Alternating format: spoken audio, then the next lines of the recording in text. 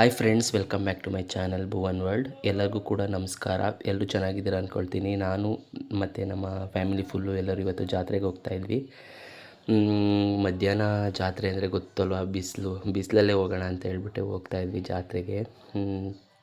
ಎಲ್ಲರೂ ಕೂಡ ಊರಲ್ಲಿ ನಂಜುಂಡೇಶ್ವರ ಜಾತ್ರೆ ಇತ್ತು, ಮಾವಕೆರೆ ಅಂತ ಹೇಳ್ಬಿಟ್ಟು ಅಲ್ಲಿ ನಂಜುಂಡೇಶ್ವರ ಜಾತ್ರೆ ಇತ್ತು. ಹೋಗ್ತಾ ಇದ್ವಿ. ನೋಡ್ತಾ ಇರ್ಬೋದು ಸುತ್ತಮುತ್ತ ಫುಲ್ಲು ಗಿಡ ಮರ ಮಧ್ಯೆ ಒಂದು ರೋಡ್ ಹೋಗುತ್ತೆ, ಅಲ್ಲಿ ಹೋಗ್ತಾ ಇದ್ವಿ ನಾವು.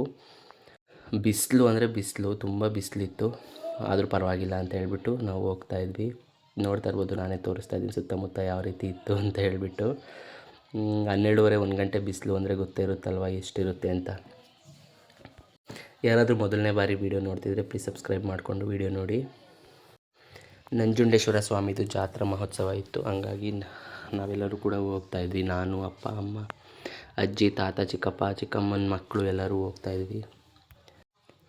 ಆ್ಯಂಡ್ ಸೊ ಫೈನಲಿ ಜಾತ್ರೆಗೆ ರೀಚ್ ಆದ್ವಿ. ಫಸ್ಟು ಹೋಗಿ ದೇವ್ರ ದರ್ಶನ ಮಾಡ್ಕೊಬರೋಣ ಅಂತ ಹೇಳ್ಬಿಟ್ಟು ಹೋಗ್ತಾಯಿದ್ವಿ. ಆಮೇಲಿಂದ ಜಾತ್ರೆಯಲ್ಲಿ ಶಾಪಿಂಗ್ ಏನು ತಿರುಗಾಡೋಣ ಅಂತ ಹೇಳ್ಬಿಟ್ಟು ಫಸ್ಟು ದೇವ್ರ ದರ್ಶನ ಆಗಲಿ ಅಂತ ಹೇಳ್ಬಿಟ್ಟು ಹೋಗ್ತಾಯಿದ್ವಿ.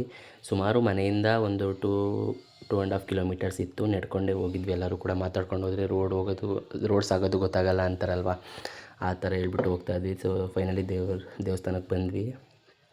ನೋಡ್ತಾ ಇರ್ಬೋದು, ನಮ್ಮ ನಂಜುಂಡೇಶ್ವರ ಸ್ವಾಮಿ ಈ ರೀತಿ ಇತ್ತು. ಚೆನ್ನಾಗಿ ಅಲಂಕಾರ ಎಲ್ಲ ಮಾಡಿದರು. ಜಾತ್ರೆ ಆಗಿರೋದ್ರಿಂದ ತುಂಬ ಚೆನ್ನಾಗಿ ಅಲಂಕಾರ ಮಾಡಿದರು. ಸೊ ದೇವ್ರ ದರ್ಶನ ಎಲ್ಲ ಆಯಿತು. ಆ್ಯಂಡ್ ಪ್ರಸಾದ ಎಲ್ಲ ತಿಂದ್ಕೊಂಡು ನಾವು ಫೈನಲಿ ಬಂದಿದ್ದು ಜಾತ್ರೆ ಒಳಗೆ. ಏನಾದರೂ ತೊಗೋಬೇಕಲ್ವ ಜಾತ್ರೆ ಅಂದಮೇಲೆ, ಏನಾದರೂ ಒಂದು ನೆನಪಿಗಿರಲೇಬೇಕು ಅಂತ ಹೇಳ್ಬಿಟ್ಟು ಬಂದ್ವಿ. ನಾನು ತುಂಬ ಏನು ವೀಡಿಯೋ ಮಾಡ್ಕೊಳಕ್ಕೆ ಹೋಗಲಿಲ್ಲ. ಸ್ವಲ್ಪ ಕ್ಲಿಪ್ಪಿಂಗ್ಸ್ನ ತೊಗೊಂಡಿದ್ದೆ, ಅದನ್ನೇ ಇಲ್ಲೇ ಆ್ಯಡ್ ಮಾಡ್ತಾಯಿದ್ದೀನಿ ಅಷ್ಟೇ.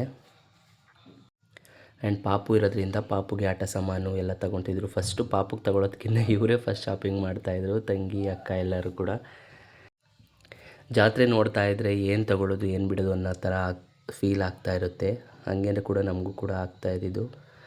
ನೋಡ್ತಾ ಇರ್ಬೋದು, ಇವರು ರೀಲ್ಸ್ಗಳು ಮಾಡೋಕ್ಕೆ ತಲೆ ಮೇಲೆ ಏನೋ ಇಟ್ಕೊಳ್ತಾರಲ್ಲ, ಅದು ನೇಮ್ ಗೊತ್ತಿಲ್ಲ ನನಗೆ, ಅದನ್ನು ತಗೊಳ್ತಿದ್ರು. ಇನ್ನು ಮುಂದೆ ಬಂದರೆ ನೋಡ್ತಾ ಇರ್ಬೋದು, ವಾಚ್, ನಮ್ಮ ಮಾವನ ಮಕ್ಕಳು ವಾಚ್ನ ತಗೊಳ್ತಿದ್ರು ಜಾತ್ರೆಯಲ್ಲಿ. ನಾನೇನು ಜಾಸ್ತಿ ಪರ್ಚೇಸ್ ಏನು ಮಾಡಲಿಲ್ಲ. ನಮ್ಮ ಅಕ್ಕ, ತಂಗಿ, ಮಾವನ ಮಕ್ಕಳು ಎಲ್ಲ ತುಂಬ ಚೆನ್ನಾಗಿ ಪರ್ಚೇಸ್ ಮಾಡಿದ್ರು. ಅವರೆಲ್ಲ ಆಟ ಸಾಮಾನು ಅದು ಇದೆಲ್ಲ ತಗೊಳ್ತಿದ್ರು. ಆ್ಯಂಡ್ ಫೈನಲಿ ನಮ್ಮ ಅಕ್ಕ ತಂಗಿದಿರೆಲ್ಲ ಇಲ್ಲಿ ಬಂದು ಸರ, ಬಳೆ, ವಾಲೆ ಏನೇನು ಇರುತ್ತಲ್ವ ಅದೆಲ್ಲ ನೋಡ್ತಾಯಿದ್ರು. ಸೊ ಹೋಗಿ ಜಾತ್ರೆನ ನೋಡ್ಕೊಂಡು ಬನ್ನಿ, ಆಮೇಲಿಂದ ಸಿಗ್ತೀನಿ.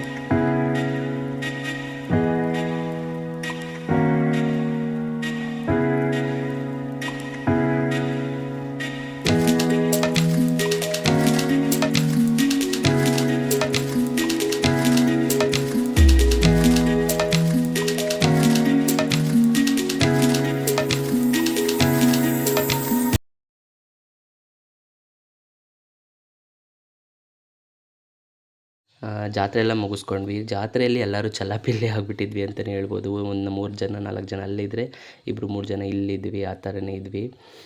ಮತ್ತೆಲ್ಲರೂ ಕೂಡ ಒಂದೇ ಕಡೆ ಸೇರಿಕೊಂಡು ಅಲ್ಲೇ, ಇವಾಗ ಬಿಸಿಲಾಗಿರೋದ್ರಿಂದ ಕೂಲಾಗಿ ಸ್ವಲ್ಪ ಕಬ್ಬಿನ ಜ್ಯೂಸು ಕುಡಿದ್ಬಿಟ್ಟು ಮನೆ ಕಡೆ ಹೊರಟ್ವಿ. ಇನ್ನೊಂದು ಸಂಜೆ ಒಂದು ಸಲ ಹೋಗಿ ಬರೋಣ ಜಾತ್ರೆಗೆ.